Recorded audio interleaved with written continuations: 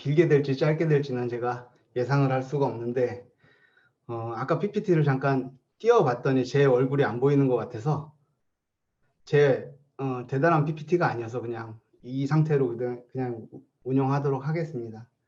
우선 음향 영상팀을 그러니까 하나로 묶어서 그냥 미디어 팀이라고 총칭을 하고 얘기를 할게요. 우선 코로나19 시대 이전의 미디어 팀과 이후의 미디어 팀의 역할을 좀 생각을 해보면은, 이전에 있었던 미디어 팀은 교회 안에 있는 회중들이 그 예배에 잘 집중할 수 있게 그걸 최선으로 도와주는 팀이었다고 생각을 해요. 근데 코로나19 시대에는 그게 이제 안에 사람들이 숫자가 있을 수도 있고 적을 수도 있지만, 그 사람보다는 이제 밖에서 교인이 그 영상을 보는 쪽을 더 신경 써서 요즘은 미디어 팀들이 그 일들을 해 나가는 것 같아요. 그리고 최대한 그거를 사람들한테 잘 송출하려고 노력을 하고 있지 않나 하는 생각이 듭니다. 그 뭐 영상을 실시간으로 하던, 뭐 아니면 미리 만들어 놓은 영상을 업로드를 하던, 그러니까 미리 영상을 만들 때 또한 그 일을 동시에 하시겠죠? 네. 그러면 이제 그때나 지금이나 미디어 팀에 대한 그 목표와 방향은 뭐 크게 바뀐 것 같지는 않아요. 뭐냐면 예배를 잘 드리게 하기 위해서, 그러니까 예배에 집중해서 하는 게 목적이 아니었나 하는 생각이 듭니다. 제가 음악을 전공해서 소리를 빗대서 잠깐 설명을 드리면은, 일단 소리라는 것 자체는 이제 어떠한 울림을 주는 게 있고 힘이 있고, 그 물체가 진동을 하고 그 진동한 소리가 사람 귀에 들어오면서 그 소리가 들리게 되는 거예요. 그죠? 뭐 알고 계시겠지만, 그러면 이제 그 소리는 물체마다 다 소리가 달라요. 그죠? 그 소리가 다른 이유를 혹시 알고 계시나요? 이 철 소리가 다르고 이 나무 소리가 다른데, 그 소리가 다른 이유, 그 물질이 달라서 라고 대부분 학생들한테 물어보면 그렇게 얘기를 하더라고요. 그 물질이 달라서 왜 다르냐 라고 물어봐요. 제가 다시 물질만 다르다 하고 하기에는 너무 그냥 다른 거 아니에요 라는 얘기처럼 들리니까. 근데 사실 그 다른 이유가 이제 음향적으로 분석을 해보면은, 보통 이제 어떤 물체를 딱 때렸을 때 그 물체가 진동을 하는데, 그 진동들이 배음들을 만들어내요. 그러니까 그 기본이 되는 그 소리에 쌓이는 소리들을 만들어내요, 그 물체들이. 근데 그 쌓이는 소리들의 볼륨이 어떠냐에 따라서 그 소리의 색깔이 바뀌는 거예요, 음색이. 그러면 왜 이 얘기를 했냐? 그럼 좋은 소리는 뭐냐? 좋은 소리, 이거 기준이 약간 애매하잖아요. 그 좋은 소리는 뭐냐면, 보통 풍성한 소리를 좋은 소리라고 얘기를 해요. 뭐냐면 배음이 풍성한 소리를 좋은 소리라고 얘기를 하죠. 그러면 이거를 다시 돌이켜 가면, 울림이 있고 그 울림이 좋은 배음을 만들어내서 그 소리가 풍성해지면 그 소리는 좋은 소리라고 얘기를 해요. 좋은 소리들이 어울리면 이건 하모니가 좋다고 얘기를 하죠. 근데 저는 제가 생각할 때 그래요.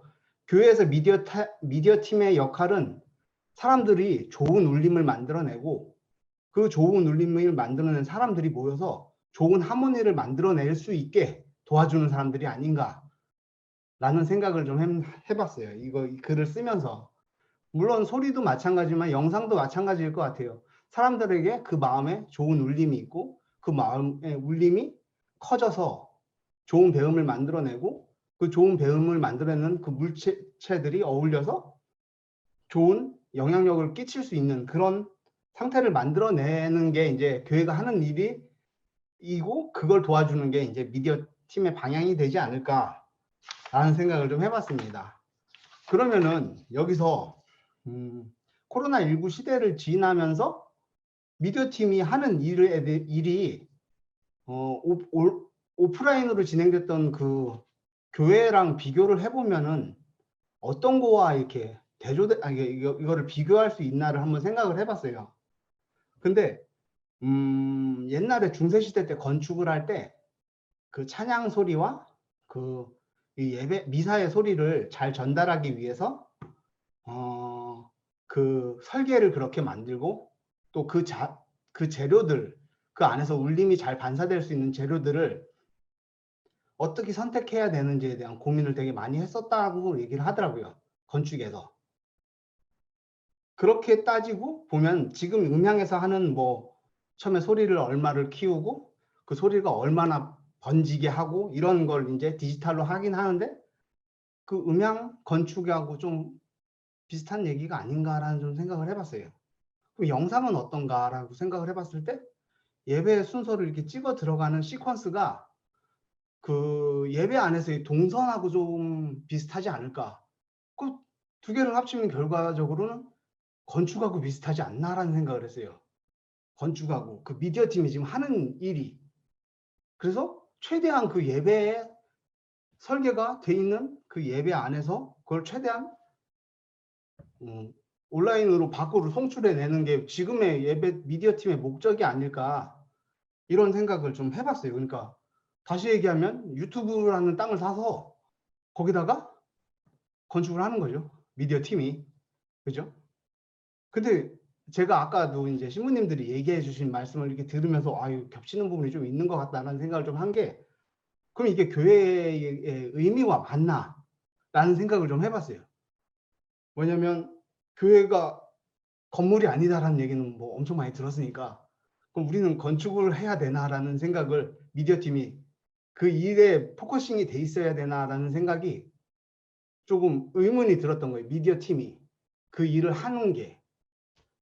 그러면 미디어 팀이 추구하는 목표가 뭐가 돼야 될까? 근데 해서 보니까 교회에서 아까 신부님께서 얘기해 주신 뭐 5가지 교회의 예배 뭐 이런저런 것들을 얘기해 주셨는데 예배, 교육, 전도, 뭐 친교, 봉사 이런 것들을 얘기를 해 주셨는데 저는 제가 봤을 때 저도 한 3가지로 적었는데 그거랑은 좀 제가 전문가가 아니다 보니까 저는 뭐가 있을까를 고민해 봤을 때 건물하고 모임하고 교육이지 않을까 정도로만 저는 생각을 해봤고 그렇다면 온라인 예배 때 미디어 팀이 서포트 해줘야 되는 방향은 교육 쪽이 되어야 되지 않을까라는 생각을 좀 해봤어요. 교육 쪽에 포커싱이 되어 있어야 되지 않을까.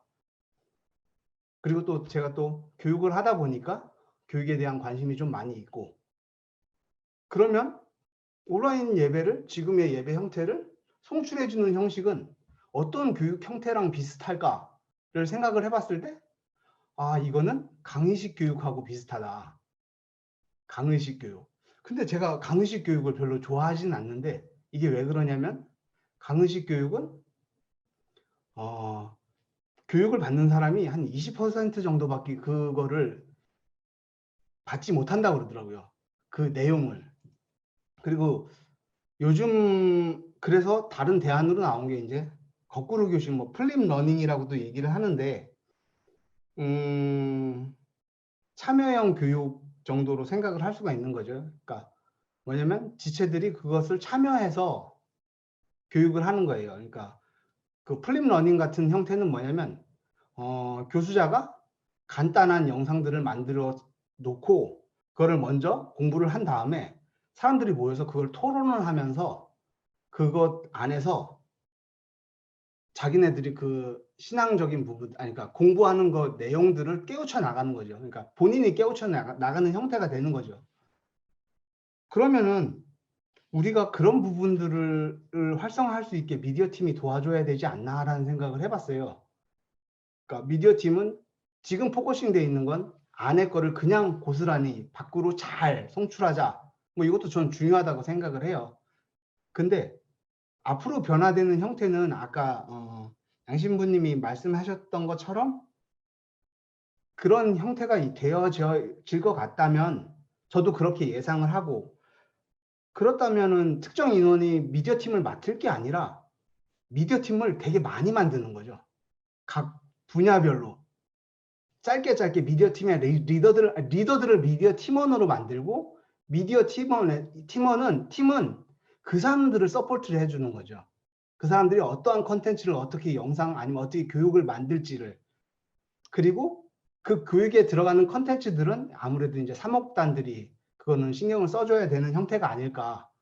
그럼 교회에서는 어떤 일이 일어나면 좋을까를 생각을 해봤을 때, 교회 안에서는 뭐 영상을 찍을 수 있는 뭐 작은 스튜디오나 영상 장비들이 구축이 돼 있고, 그거를 동시에가 아니라 짧은 그러니까 시간 예약 정도로 나눠서 그거를 와서 촬영을 하고 편집을 할 수 있는 장소가 있고, 그거를 교육할 수 있는 사람들이 있고, 그런 형태가 되어서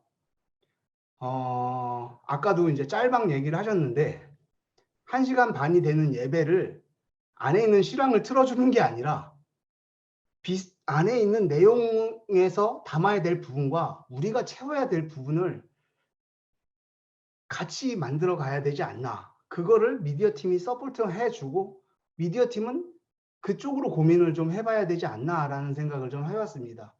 사실 뭐 이 팀을 어떻게 만들어야 된다는, 사실 그래요. 그냥 친한 사람들끼리 모여서 만들면 제일 좋아요. 잘 어울리니까. 전 그렇게 생각을 해요. 왜냐면 자주 얘기하는 사람하고 만나는 게 좋고, 그래야 마음을 합치고 그래야 무언가가 일어나니까. 저는 그렇게 생각을 합니다.